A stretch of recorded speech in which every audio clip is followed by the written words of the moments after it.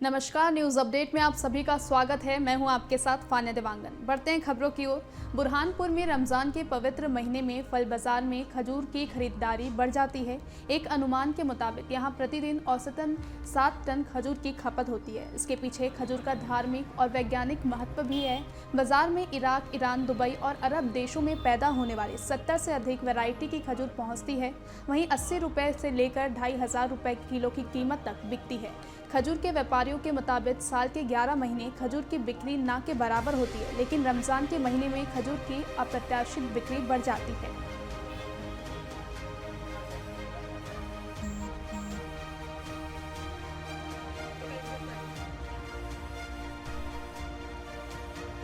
खजूर अपने पास में 100 रुपये किलो से लेके तो लगभग 2400 रुपये किलो तक के है। इसके बीच में आपको 200, 250, 300, 400, 1000, 1200, 1800, आखिरी 2400 रुपये तक। क्या खाते थे खजूर की सुंदरी? खजूर जो है तो रोजा खोलने के लिए सुन्नत माना जाता है।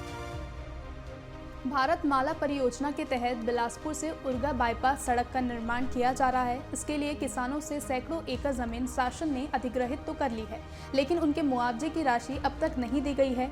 ऐसे में दर्जनों गांव के सैकड़ों किसान जनप्रतिनिधियों और ऑफिसों के चक्कर लगाते थक गए हैं। वहीं किसानों को कहना है कि पिछले 7 वर्षों से उनकी जमीनों का शासन अधिग्रहण कर रखा है। न तो उन्हें उसमें खेती करने दिया जा रहा है और न ही मुआवजे की राशि दी जा रही है।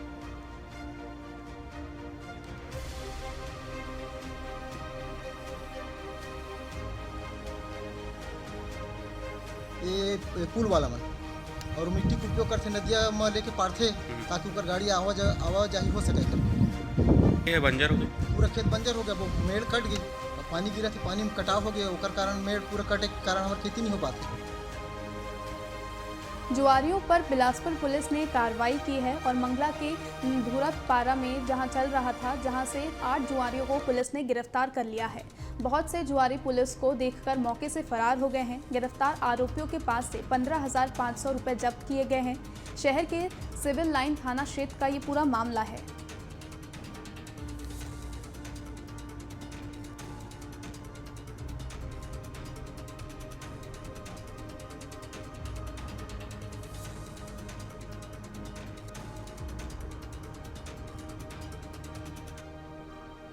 रायपुर में 4 सट्टेबाजों को पुलिस ने गिरफ्तार कर लिया है। पुलिस को शिकायत मिली थी कि 4 लोग कार में घूमकर सट्टेबाजी का धंधा चला रहे हैं, जिसके बाद से पुलिस ने आरोपियों को पकड़ा और उनके पास से 60,000 रुपये नकद, 7 मोबाइल फोन, एक लैपटॉप के साथ बोलेनो कार को जब्त भी किया है। चारों आरोपी रायपुर के ही रहने वाले बताए जा रहे हैं। वहीं जाँच के बाद पता चला कि आरोपी शुभ लाभ नाम के ऐप से सट्टेबाजी का धंधा चला रहे थे। फिलहाल पुलिस को इस ऐप का महादेव ऐप से कनेक्शन होने की आशंका है। इसकी जांच की जा रही है।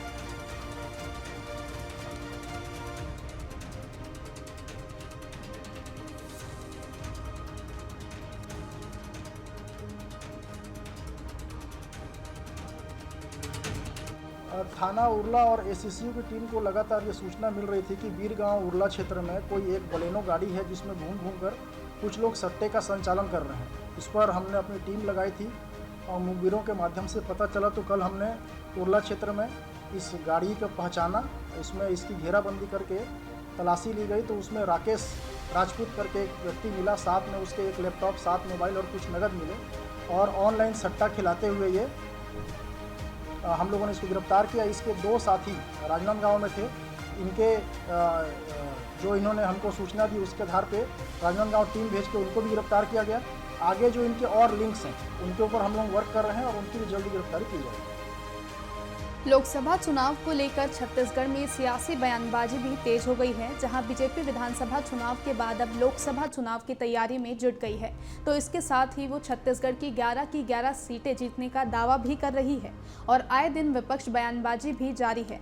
इसी क्रम में डिप्टी सीएम अरुण साव ने कांग्रेस को कई मुद्दों पर घेरने का प्रयास किया है। सुनिए क्या कहा डिप्टी सीएम ने।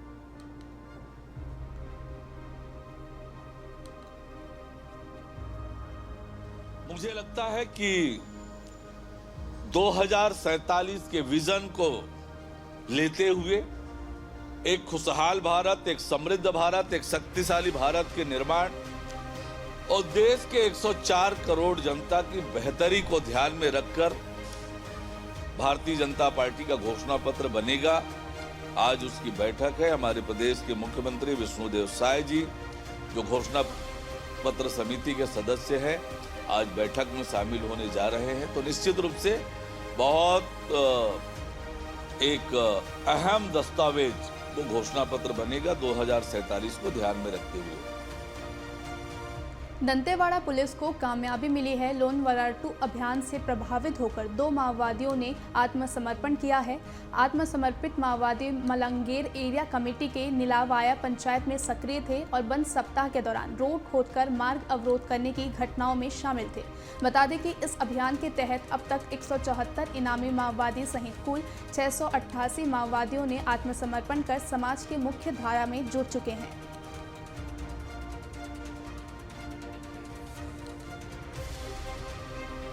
बुरहानपुर जिले के ग्राम डोंगर गांव में 38 लाख रुपए की लागत से गौशाला निर्माण कार्य अधूरा है। यह कार्य पिछले 3 वर्षों से चल रहा है, लेकिन अभी तक पूरा नहीं हुआ है।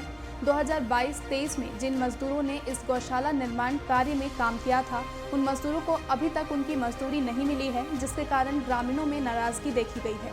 वहीं ग्रामीणों ने जिला प्रशासन से मांग की है कि इस मामले की जाँच की जाए और मजदूरों को उनकी मजदूरी जल्द से जल्द दिलवाई जाए।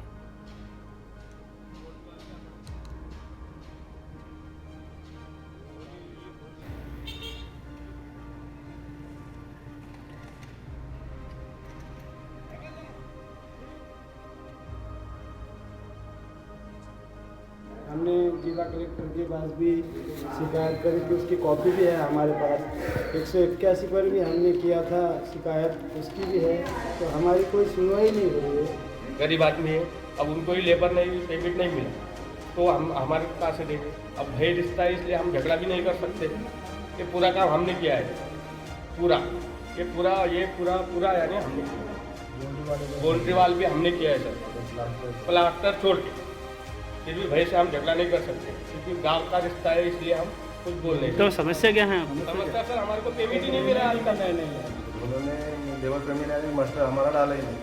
कितना पेमेंट बाकी है आपका? लगभग 70-80 हज़ार पेमेंट बाकी है।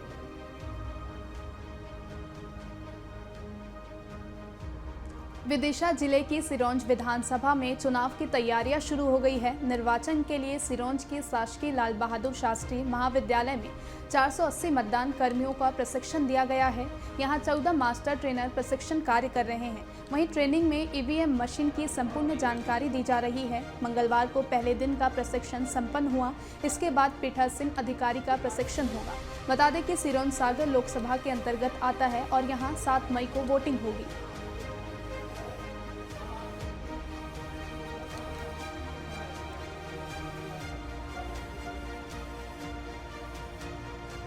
ये आगामी लोकसभा निर्वाचन 2024 का प्रशिक्षण चल रहा है।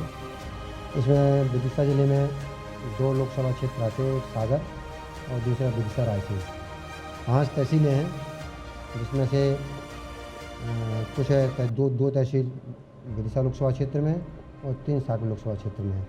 आज LBS कॉलेज महाविद्यालय में प्रशिक्षण चल रहा है। जो मतदान दल कार्मिक 7 तारीख को मतदान कराएंगे, उनका मशीन का और जो भी अन्य प्रशिक्षण है पूरा दिया जा रहा है। टोटल प्रक्रिया बताई गई है कि चुनाव हम लोग को कैसे संपन्न कराने, किस प्रकार मशीन को चेक करना है और क्या सामग्री मिलेगी, उसको कैसे चेक करना है, उसको लेकर अपने साथ जाना है, कौन कौन से नंबर हैं, सीले हैं, उन सबको अपने पास नोट करना है। उसके बाद मॉक पोल कैसे कराना है, उन मॉक पोल की पर्चियों को कैसे सील करना है। यदि इस दौरान मशीन में कुछ गड़बड़ आती है, कौन कौन से एरर आ सकते हैं, तो वो बताए गए। मध्य प्रदेश की कांग्रेस लोकसभा सीट छिंदवाड़ा फिर चर्चा में आ गई है। पूर्व मुख्यमंत्री कमलनाथ परिवार सहित छिंदवाड़ा पहुंचे हैं। इससे पहले नवंबर में हुए विधानसभा चुनाव में नाथ परिवार छिंदवाड़ा की गलियों में दिखाई पड़े थे। पूर्व मुख्यमंत्री कमलनाथ की बहू और सांसद नकुलनाथ की धर्मपत्नी प्रिया नाथ का छिंदवाड़ा में कोई इन्हें बहू कहता है तो कोई भाभी जी। विधानसभा चुनाव में ससुर के लिए वोट मांग रही प्रिया नाथ इस बार पति के लिए लोकसभा के मैदान में डटी है। वहीं प्रिया नाथ का बयान मीडिया में वायरल हो रहा है, सुनिए आप भी।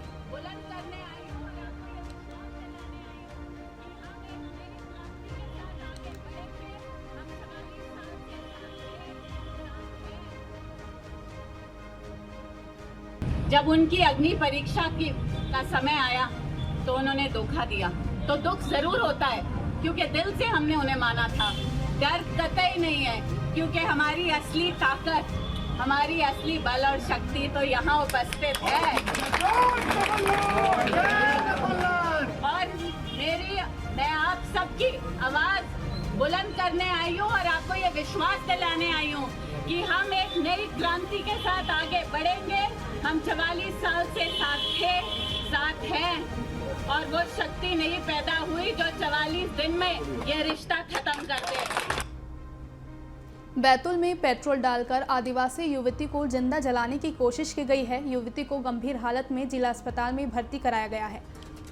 आपको बता दें, आरोपी युवक ने घर में घुसकर वारदात को अंजाम दिया है। युवती से शादी करने की जिद कर रहा था। मना करने पर एक दिन पहले भी मारपीट की थी, जिसकी शिकायत थाने में की गई थी। बावजूद इसके गुस्साए युवक ने पेट्रोल डालकर जान से मारने की कोशिश की है।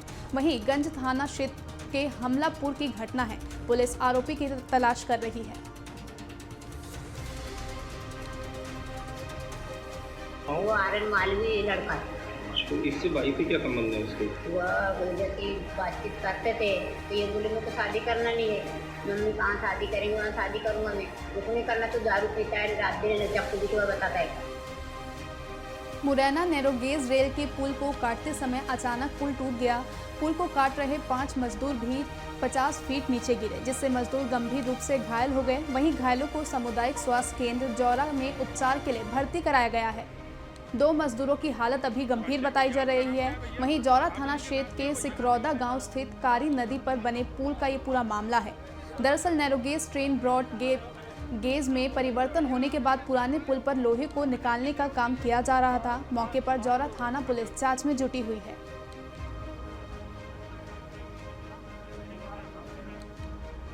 सिकरौदा की घटना ये थी कि हम जौरा से निकल के आ रहे थे। हमने देखा 2 से 5 लोग घायल हुए हैं। किसी को जौरा रेफर कर दिया गया है, किसी को मुरैना रेफर कर दिया गया है। और पता चलता है कि पता नहीं उस गंभीर चोटें आई हैं उन लोगों को। ये पुराने पुल का कार्य चल रहा था, इसीलिए इसको कोई पता नहीं। काटते समय पुल नीचे सरक गया। एम्बुलेंस द्वारा उनको किसी को जौरा भेज दिया गया, किसी को मुरैना भेज दिया।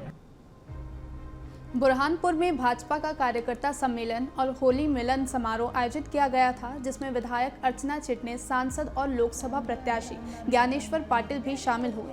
वहीं विधायक अर्चना चिटनेस ने कहा कि भारतीय जनता पार्टी की असली ताकत कार्यकर्ता गण हैं, जो संगठन कार्य को धरातल पर उतारने और भाजपा सरकार की गरीब हितैषी योजनाओं को जन जन तक पहुँचाने के लिए हर समय प्राणपण से जुटे रहते हैं। वहीं भाजपा एक ऐसा संगठन है जिसमें बूथ कार्यकर्ता ही भाजपा के प्रत्याशी के रूप में चुनाव लड़ते हैं और संगठन की विजय के लिए समर्पण भाव से लगे रहते हैं।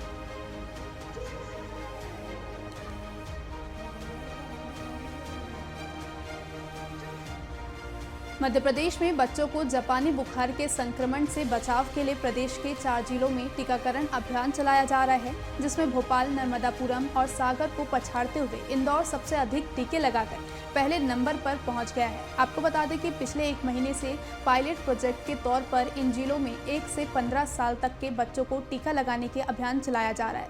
यह अभियान 27 फरवरी को शुरू किया गया था, जिसमें अब तक करीब 1 लाख से अधिक बच्चों को टीका लगाया गया है।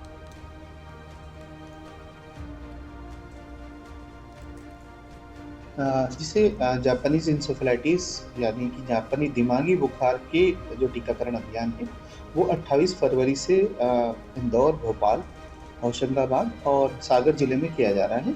इसके अंतर्गत अभी जो टीकाकरण अभियान चल रहा था पिछले 1 महीने से लगातार ये अभियान चल रहा है, जिसमें 1 साल से लेकर 15 साल तक के सभी बच्चों को एक जेई यानी जापानीज इंसेफेलाइटिस का टीका लगाया जा रहा है। इसी के साथ इस बुलेटिन में फिलहाल इतना ही। नमस्कार।